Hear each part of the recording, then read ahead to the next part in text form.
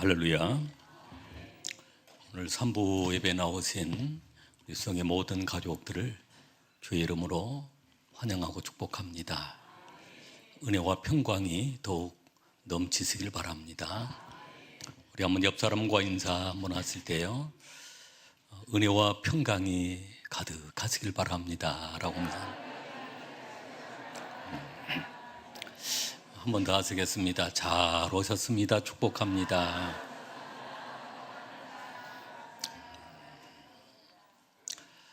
우리가 대림절을 보내고 있는 주간입니다. 대림절 네 번째 주간인데요, 대림절 하면 기다림이라고 했고, 기다림은 곧 희망이라고 했습니다. 여러분, 우리가 살아가면서 수없이 많은 절망의 순간들, 아픔의 순간들이 있습니다. 그러나 그 희망을 놓치지 말고 여러분 그 희망을 붙잡으시길 바랍니다. 가혹한 인생의 여정 가운데 눈물의 세월을 보내야 되는 그런 삶 속에 희망을 놓치지 않고 기다림으로 살았던 한 여인의 얘기가 오늘 우리가 봉독한 본문의 말씀 속에 나오고 있습니다. 안나라고 하는 그 여인이었습니다. 안나는 한나와 같은 이름의 뜻을 가지고 있는데 은혜라고 하는 그런 뜻이었습니다. 그의 삶은 아주 기쁘한 운명이었습니다. 그 당시에 보통 한 15세 정도 결혼을 했는데, 결혼하고 7년 동안 남편과 살았습니다. 아마 아이도 없었던 모양입니다. 그리고 이제 가부가 되었고 84세가 되었더라. 거의 60년 이상을 홀로 애롭게 살았던 그 안나의 얘기입니다. 그러나 그 안나는 오직 예수님을 향한 희망을 가지고 기다림 속에 살았는데, 오늘 성경은 그 안나의 그 모습을 어떻게 기다렸는지를 말씀을 하고 있습니다. 오늘 우리가 살아가면서 수없이 많은 절망의 순간도 있고 아픔의 순간들이 있지만, 오늘 우리는 안나처럼 기다림을 통해 또 희망을 가지고 기다리는 그 순간, 어느 순간에 우리의 희망이 이루어지고 우리의 그 기다림이 놀라운 축복으로 변하는 그 순간들이 있게 될 줄로 믿습니다. 안나의 기다림은 어떤 기다림이었을까요? 첫째는 성전에서 예배의 삶을 살면서, 성전 중심의 삶을 살면서 기다리게 되었습니다. 우리가 봉독한 말씀 36절로 37절 말씀 같이 읽겠습니다. 또 아셀 지파 바누엘의 딸 안나라 하는 선지자가 있어 나이가 매우 많았더라. 그가 결혼한 후 7해 동안 남편과 함께 살다가 가부가 되고 84세가 되었더라. 이 사람이 성전을 떠나지 아니하고 주야로 금식하며 기도함으로 섬기더니. 아멘. 안나라고 하는 이 사람, 이렇게 소개하고 있습니다. 결혼한 후 7해 동안 남편과 함께 아마 이 순간은 행복한 그런 시간들이었을 것입니다. 그러나 가부가 되고 84세가 되었더라. 84세로 보았을 때 가부로 사는 그 날이 한 그 62년 동안 홀로 살아온 그 삶이었습니다. 이 부분을 어떤 성경 해석자들은 가부가 되고 84세가 되었더라, 이 말을 84년이 되었더라, 그렇게 해석하는 분들도 있습니다. 그렇게 본다면 100세가 넘은 그런 나이입니다. 그런데 그 오랜 세월 동안 그는 성전을 떠나지 아니했다. 성전 중심으로 살았다. 성전에서의 삶은 예배드리는 삶입니다. 성전에서의 삶은 하나님을 섬기는 삶입니다. 가부의 삶이 얼마나 고달픈 삶이었겠습니까?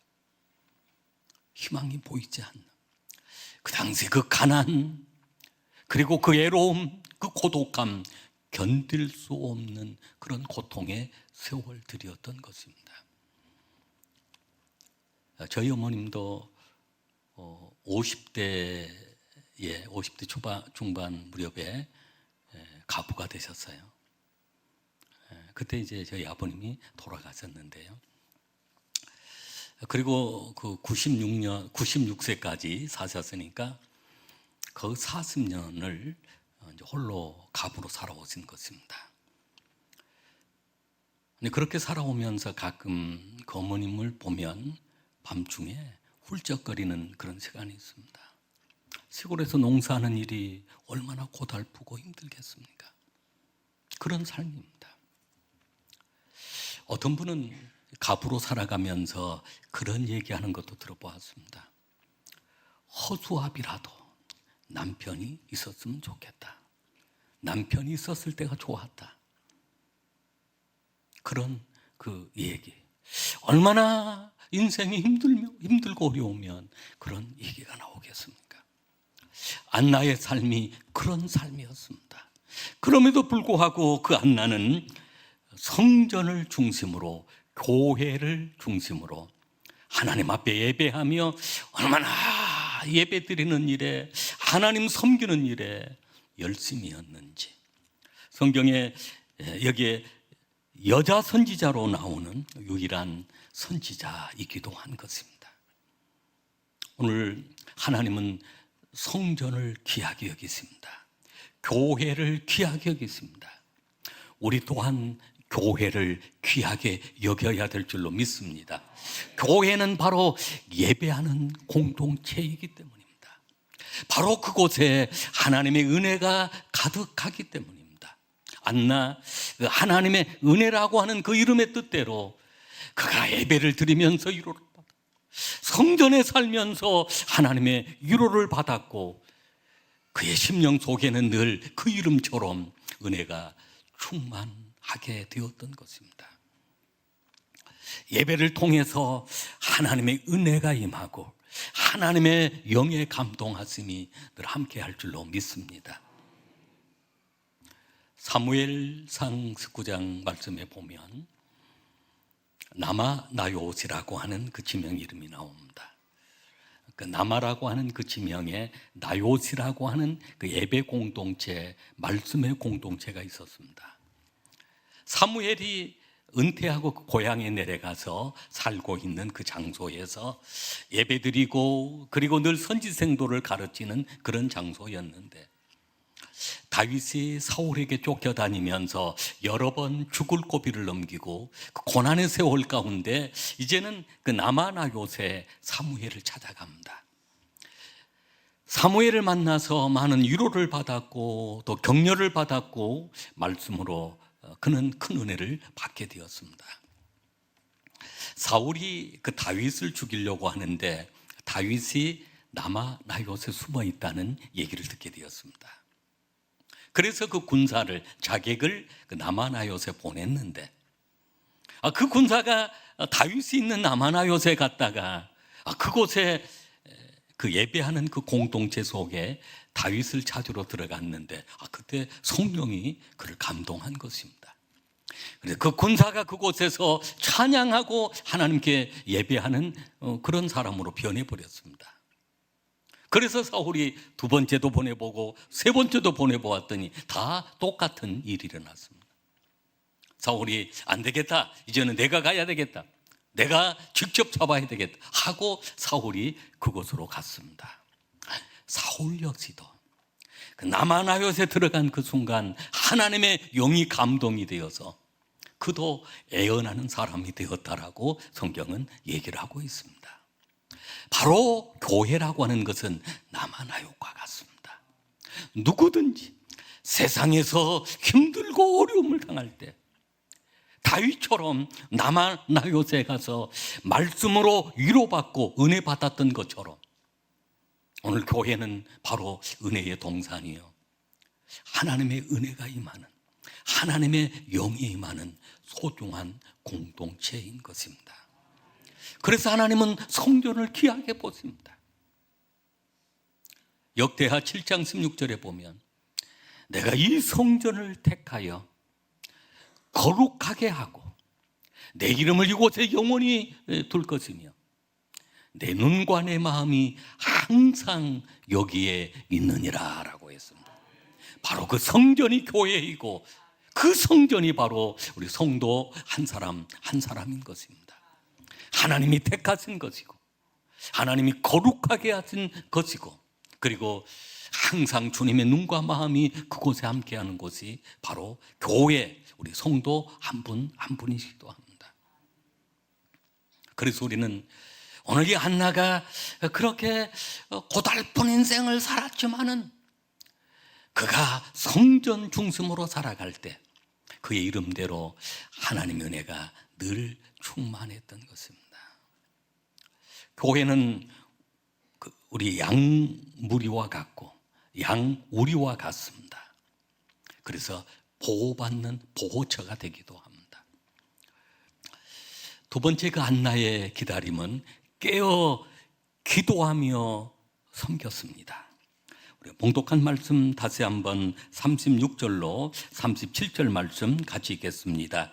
또 아셀 지파 바누엘의 딸 안나라 하는 선지자가 있어 나이가 매우 많았더라. 그가 결혼한 후 7해 동안 남편과 함께 살다가 가부가 되고 84세가 되었더라.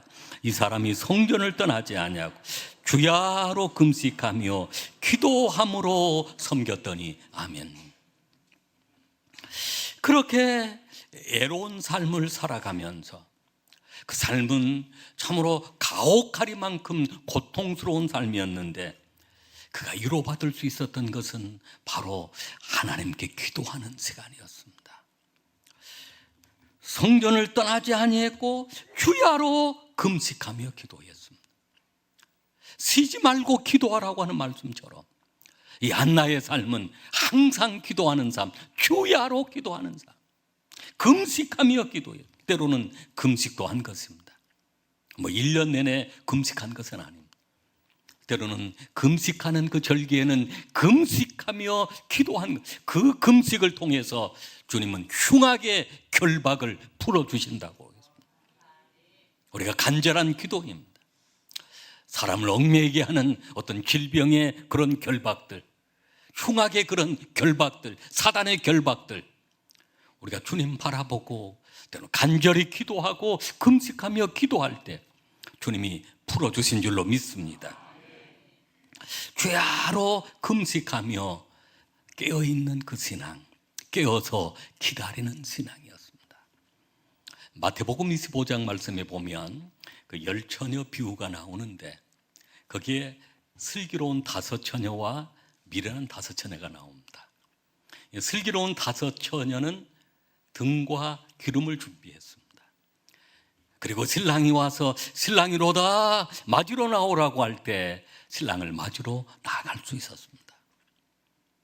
그런데 그 미련한 5처녀는 등은 준비되었지만 기름이 준비되지 않았습니다. 그때야 기름 준비하려고 이리 찾고 저리 찾았지만 이미 문이 닫히고 말았던 것입니다. 마태복음 25장 13절 말씀에 보면 그런즉 깨어있으라. 그날과 그때는 아무도 모르나니 깨어있어 기도하라고 하는, 깨어서 준비하라고 하는 그런 말씀입니다. 오늘 우리가 이 시대가 마지막 때라고 많이들 얘기를 하고 있습니다. 최근에는 무서운 기후변화가 있습니다. 갑자기 여름나라인데 겨울이 찾아오기도 하고 또 겨울나라가 여름이 찾아오는 그런 기후변화가 생깁니다. 중동의 전쟁, 이스라엘과 하마스 전쟁, 어떻게 그 전쟁이 중동 전쟁으로 확전돼 나갈지 알 수 없는 그 무서운 전쟁을 하고 있습니다. 러시아와 우크라이나 전쟁도 마찬가지입니다. 세상의 많은 곳에 그런 기근과 지진이 일어납니다. 아이슬란드에 최근에 아주 대화산이 폭발해서 지금도 화산이 폭발해서 아주 그 화산이 아주 크게 폭발해 있는 그런 상황입니다. 오늘 이런 시대를 살아가고 있는 우리 성도의 삶은 더욱 깨어있는 삶, 주님 오심을 기다리고 주님 오심을 준비하고 우리가 영원한 천국을 바라보면서 깨어있는 신앙이 되어야 될 줄로 믿습니다. 세 번째, 안나의 기다림은 늙도록 충성하며 기다렸습니다. 36절 말씀 우리 한번 다시 읽겠습니다. 또 아셀 지파 바누엘의 딸 안나라는 선지자가 있어 나이가 매우 많았더라. 그가 결혼한 후 7해 동안 남편과 함께 살다가 아멘. 그렇게 살다 보니까 선지자라고 하는 그 이름이 붙었는데 나이가 매우 많았더라. 37절에 가부가 되고 84세가 되었더라. 그 당시 84세 엄청난 그런 나이겠습니다. 나이가 많이 먹었다고 이 안나가 성전에서 예배하는 삶을, 기도하는 삶을, 하나님 섬기는 삶을 쉬어버린 것이 아니었습니다. 여전히 나이가 매우 많은 그 시간까지도 여전히 하나님을 섬겼고 기도하는 삶을 살게 되었던 것입니다. 최근에 그 뉴스 그런 그 글 올라오는 글 가운데 그 다음에 글 올라온 내용 가운데 그 100세 시대 건강법 해가지고 나오는 내용이 있더라고요. 그러면서 이제 여러 한 기자가 이제 그 내용들을 소개하고 있는데 100세까지 건강하게 살려고 한 100세 시대가 되었으니까 활동을 해야 된다. 그래서 막 등산하는 내용들을 소개해 늦게 등산을 시작했는데 막 전 세계 좋은 산들을 다 등산했다는 그런 얘기, 등산을 하고 건강을 회복했다는 그런 이야기, 활동하는 그런 얘기들입니다. 근데 그 글 가운데 와서 눈에 띈 그 글 내용이 그런 내용이었습니다. 죽은 사람은 움직이지 않는다. 살아있는 사람들이 움직인다. 아무것도 하지 않고 움직이지 않는 사람은 죽음을 연습하고 있는 것이다. 그런 얘기입니다. 여러분, 이 100세 시대를 살아가는 우리가 건강하게 살아가야 될 줄로 믿습니다. 그러기 위해서는 무언가 늘 누워있고 앉아있고 누워있고만 하려고 하는 것이 아니라 활동을 해야 되는데 우리 믿음의 사람들은 영적인 활동을 해야 합니다. 그 영적인 활동이 바로 예배 생활이고 기도 생활이고 전도 생활이고 주님 전에 나와 섬기며 봉사하는 그런 생활입니다. 보통 교회에서 어떤 사역들을 70세라고 하는 은퇴 나이를 헌법에 정해놓은 부분이 있습니다만은 그것은 이제 어떤 그 직분에 은퇴했다는 것이지만 우리가 예배하는 일에는 은퇴가 없습니다. 기도하는 일에는 은퇴가 없습니다. 전도하는 일에도 은퇴가 없습니다. 하나님을 섬기고 봉사하는 그런 일에 은퇴가 없습니다. 우리가 더 열심히 우리가 섬기면서 활동해야 될 줄로 믿습니다. 안나의 삶이 그런 삶이었습니다. 나이 매우 많도록 그는 성전에서 예배드리고 늘 기도하는 그 삶, 섬기는 그 삶을 놓치지 아니했다는 것입니다. 이런 그 안나의 삶 속에 어떤 축복이 임했을까요?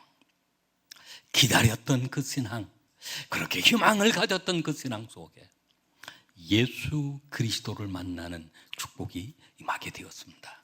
할렐루야. 38절 말씀 같이 읽겠습니다. 마침 이때에 나와서 하나님께 감사하고 예루살렘의 속량을 바라는 모든 사람에게 그에 대하여 말하니라. 아멘.